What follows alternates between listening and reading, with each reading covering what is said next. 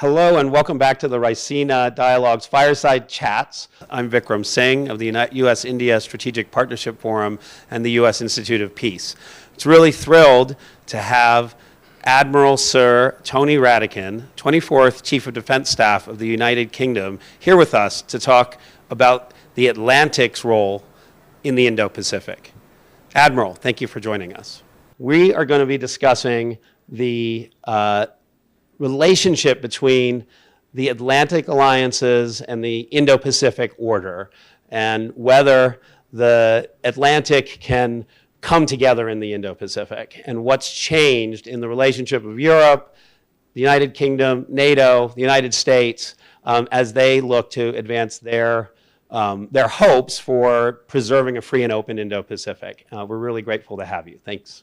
Well, thank you, Vikram. It's a delight to be back here. This is my second Raisina Dialogue, and it's a particular delight to be back here hot on the heels of the British Prime Minister visiting India last week and his talks with Prime Minister Modi. That looks like it was an extremely successful visit. From your standpoint on the defense side of things, and then overall in terms of the strategic partnership between the UK and India, could you just give us a few quick takeaways from the Prime Minister's time here? Well, I think it was a super successful visit. It looked to reinforce what the UK said in its integrated review. This is a UK that wants to blend science, economics, security, diplomacy, our shared view in the world about climate change, about health security, and then look for partners and look for progress. And that was what the PM's visit was about. It was about the prospect of a free trade agreement with India. It was about a closer defense and security relationship. And it was also about sharing technology, because we have aligned interests and we see the positivity of that partnership.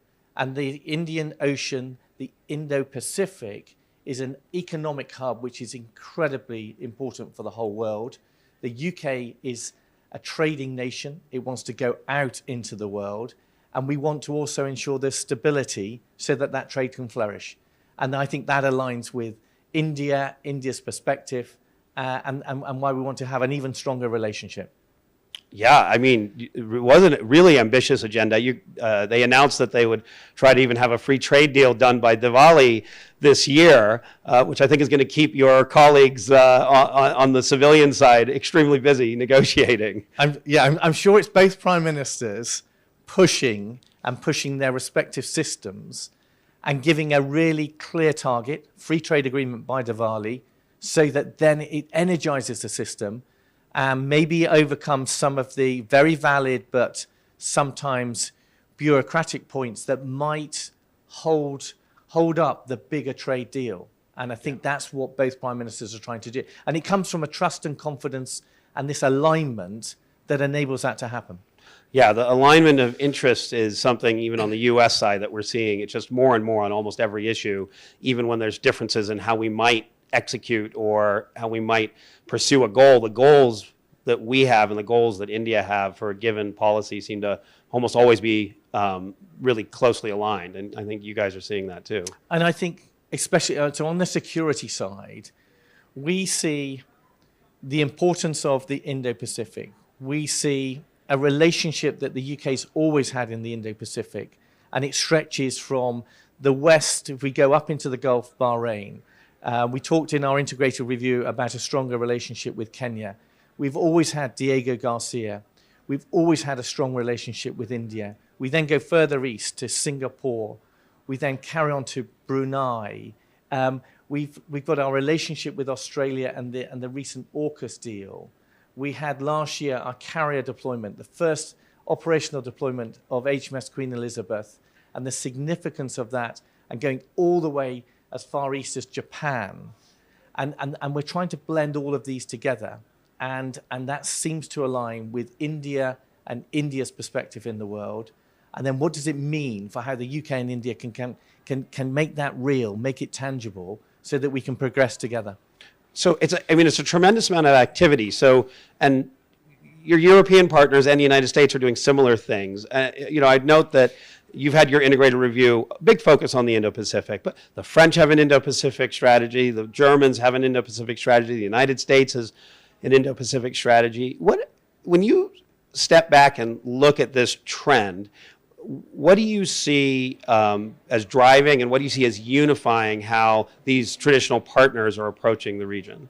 So I think the first thing to say is our integrated review, I think, was honest in saying our primary security focus is the Euro-Atlantic. Yes.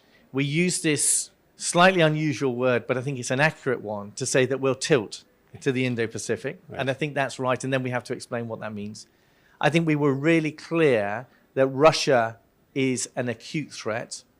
And we use very different language for China and describe China as a challenge. Right. But then when you sit back and you look at what's happening and that list of countries, I think it's even bigger than that. It's about a bunch of countries, some of whom are maritime democracies, some of whom are just countries that have a shared view of the world. And they may not have the same political system, but that shared view of the world is about the importance of international rules. It's about enabling trade to flourish. It's about having the stability and security that we know how the world operates, and that is to our mutual benefit, and that we want to maintain that and we want to utilize that.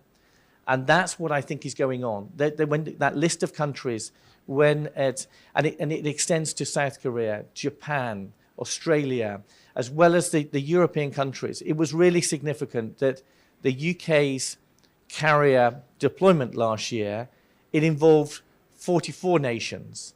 It had the Dutch ship Evertson with it throughout. It had US jets and a US destroyer with it throughout. Our French friends, France is an Indo-Pacific nation. Germany has had a frigate in the region recently. And again, I come back to this alignment, this confluence, but it's about a bunch of nations that see the world order in a similar way. They see the importance of the region in a similar way, and they want to work together in a similar way. It's really interesting, because from that standpoint, there's certainly a coming together. You noted a tilt. I tried a pivot in my previous life, and then that became a rebalance. So we'll see how the tilt does. But the balancing of investment, effort, focus, the focus of senior leaders, these are all difficult. And of course, the security situation in Europe has fundamentally altered in a way that none of us expected, even as this focus on the Indo-Pacific has been, growing. So I'd really love to ask, how do you see for the UK and for your partners the impact of Russia's unprovoked invasion of Ukraine on sort of just the real life trade-offs and ability to focus on this region, and also how it might shift thinking from a military standpoint about what's needed in this region? What are there any early lessons that we're taking away from seeing what Vladimir Putin has done in terms of trying to, deter, dissuade, stave off, or be prepared for, anything over in this part of the world? So thank you, Vikram. I think that's an enormous question. Yes.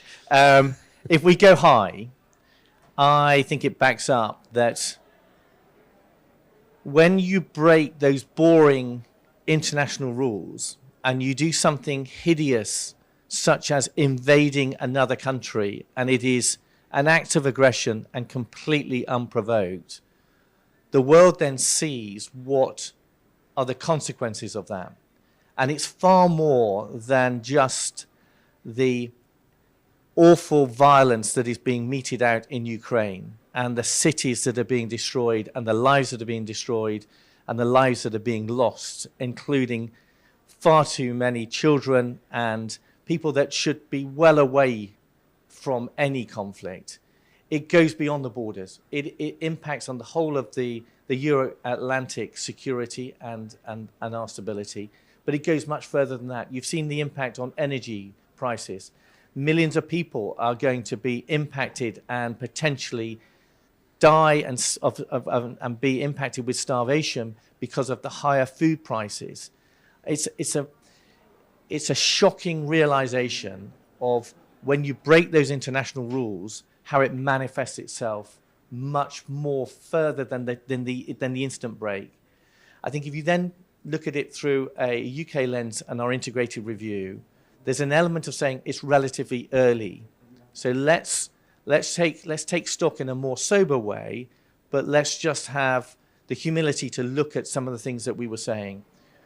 Our integrated review was not just a security review, and neither was it just a foreign policy and security review. I think the importance of it was alongside economics. It embraced climate change, health security. It acknowledged that we're in a phenomenal technological age, and science has to be embraced as well, alongside all of those other sort of aspects. So I think there's a strength to the integrated review, which is more than just security and foreign policy. If I then look at the security aspect, we declared Russia as an acute threat, and this is a manifestation of that. How do you respond to an acute threat? Well, it's through collective defense. And so you're seeing an even stronger NATO. You're seeing a global response in terms of the impact, both diplomatically and economically. And that's where the strength of nations working together really works and can defend nations, but also to respond when there are hideous acts of aggression, as we've seen.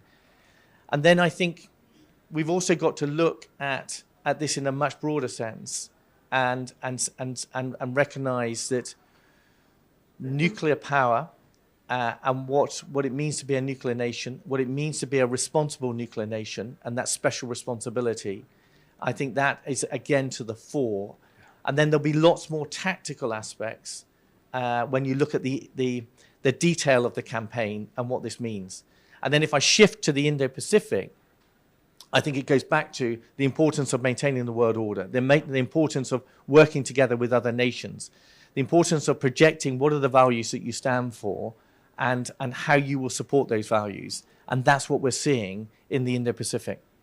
Well, that was great. Tour de force covering a very broad topic, and I want to narrow down a little bit to the sort of operational and tactical level. So we've seen a surprising strength among the Ukrainian forces. So a much bigger military, really being outmaneuvered and ground down by a creative and determined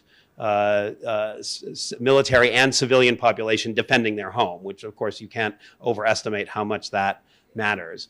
But when you think about technological investments and where we're going in terms of shaping capabilities, are you going to be shifting what you think matters most in terms of investments? I mean, does this make us think more about the capabilities they've been using there, like unmanned systems and unmanned kinetic systems, drones that turn into sort of kamikaze drones, not just the javelins, how our communications work and are resilient? What are you looking at on the technological side? So I think our integrated review talked about the need to modernize the UK armed forces, the need to embrace technology in a stronger way. Again, I'm cautious about specific examples with Ukraine, but I think in some of the generics, we are seeing, as you say, that if you have a technological edge, it has an enormous impact. And it might overcome some of the mass issues that clearly favor Russia. If you then project that to the Indo-Pacific and our relationship with India, it then starts to be, how do we make manifest this stronger relationship? How do we share technology? The example I would give is the UK has been pursuing electric power, electric propulsion, and those systems with our ships for the last 20 years. Right. The relationship that we now have with India says, actually, if you're going to be new to this and the importance of electric power, you don't need to learn the lessons that we've learned of the last 20 years. Let's accelerate and we'll give you all those lessons now, and then we can shape going forwards together. That's what I think is how we have the shared interest that technology is really important. How can we work together? Which technologies are we willing to share and invest in together? How does that help us with our shared relationship in the future? And that's what's happening. And those are the tactical aspects that follow on from the correctly demanding and grand statements from prime ministers and then turn it into tactical reality. Well, Admiral, I would love to dive into the technology discussion even further, but we really have already come to the end of our time, which has gone extremely quickly. I wish we could do more. I look forward to talking to you further. We're really grateful. Thank you for joining us at the Raisina Fireside Chats, and enjoy the rest of the conference, and we'll see you soon. Thank you.